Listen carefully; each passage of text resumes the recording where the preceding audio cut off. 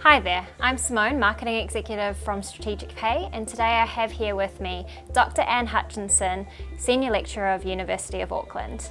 Anne, would you like to introduce yourself a little bit more and tell us about the research that you've been conducting recently? So I've recently partnered with Strategic Pay on this piece of research here, and just to give you a bit of background, I work for the University of Auckland and my area of expertise is human resource management, but all the research I do over there at the university is on senior executives and top management teams. So about a year ago, Strategic Pay and I got together, put our heads together and planned a little piece of research on top management teams and what it is that CEOs do at the moment to manage these teams and manage them well.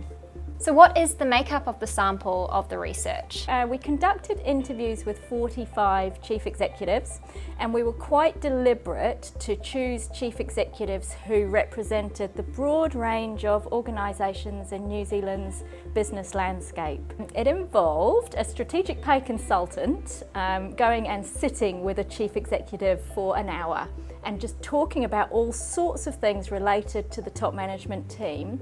But in particular, we were interested to know what it is specifically that chief executives do to get these teams working well. Because a team at the top comes with certain challenges. So what are the hot issues for chief executives in their top management teams? I would say that chief executives are not quite getting it working as well as they would like. So probably the majority of CEOs that we interviewed acknowledged that and said they want it to look quite different to what it looks like now. And I think the big issue is that change at the moment is so fast-paced. So I think it's always been fast-paced, but these days, because of globalisation, fast changes in technology, and then all the usual regulatory shifts that the governments bring in, the change is just feeling particularly challenging. And so it calls for a top management team that is future-focused, future-proof, and has the skills to be able to lead the organisation into the future. And that looks quite different to the kind of traditional team that you might have seen, say, in the 80s or 90s. That is really interesting. So are things different to what they used to be? So historically, say the 1980s and 90s, we've seen top management teams that might have a head of a function in the team. So you might have a head of HR, head of marketing, head of operations, head of finance, and so on. And each of those team members manages a function of people and comes to the team with a different lens. But that kind of team naturally can risk falling into silos where everyone thinks in their own space. They're so focused on the function below them that they're struggling to think as a coherent whole and move together as a coherent whole. So I would say now the shift is that CEOs are wanting to see more collaboration. They're wanting to see a team that is an integrated unit, it's collaborative, and its members put the top team as their first priority and their functions as secondary to that. But I think there's also, we're seeing some things like CEOs are trying to restructure away from this functional silo way of working, and they're restructuring so that, for example, a top team might consist of heads of people who are in charge of particular strategic objectives. Instead of saying we've got a head of HR, we've got a head of marketing, instead we've got a head of this strategic objective, a head of that strategic objective. So it's quite a big shift. So what is actually needed at the top? What do they actually think?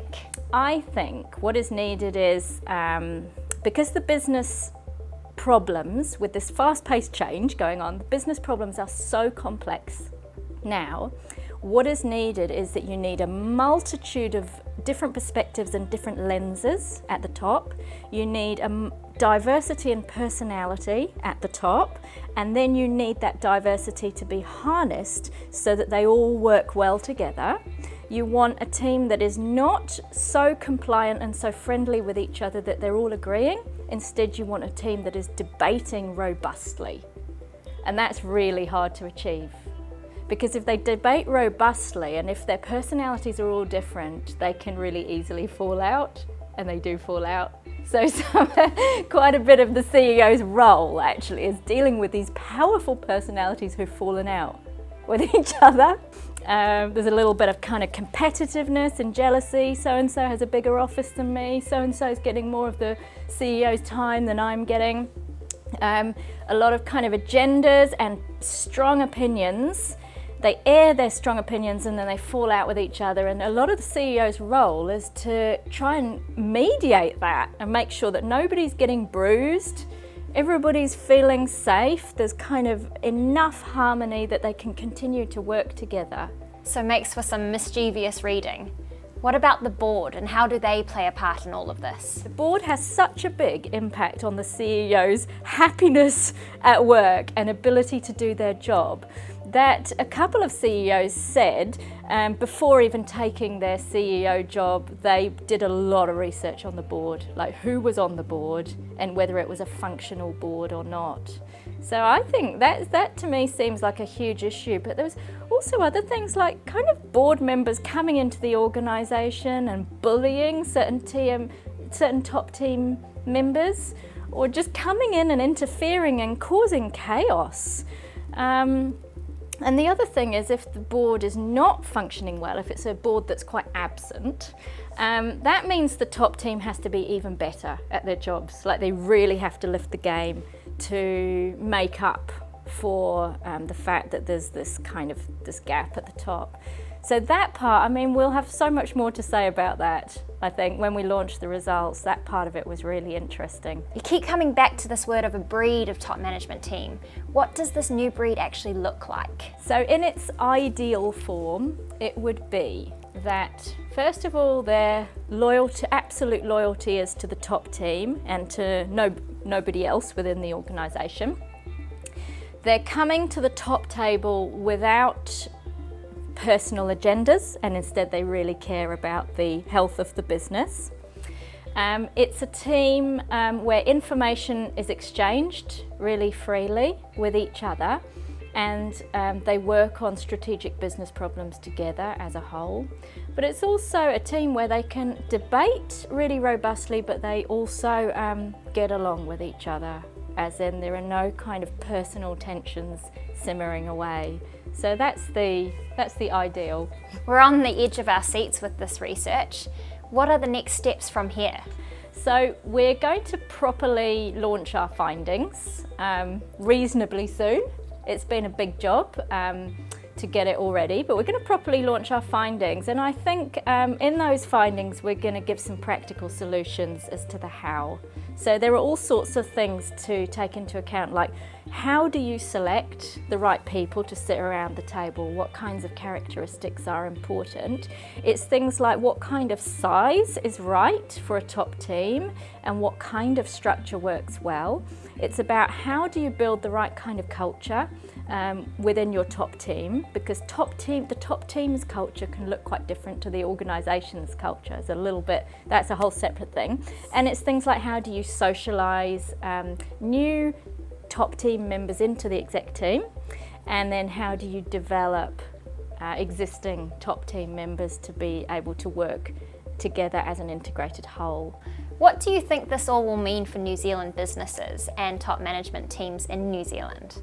I'm really keen actually on the dissemination of these results and what's going to come next, and I think it is going to be able to help New Zealand businesses build these teams that are integrated and healthy, and avoiding a lot of the pitfalls that can naturally happen at the top. So thank you so much for being with us here today. Do you have any last minute words or something for the audience? So thanks everybody for listening to this. Sorry I couldn't be there in person to give this presentation, but if you're interested in getting in touch about anything to do with managing top teams or senior executives, then you can find me on the University of Auckland website just by searching for my name, Ann Hutchison, and I've got articles and things available, but would be very willing to have a chat about any aspect of managing senior executives.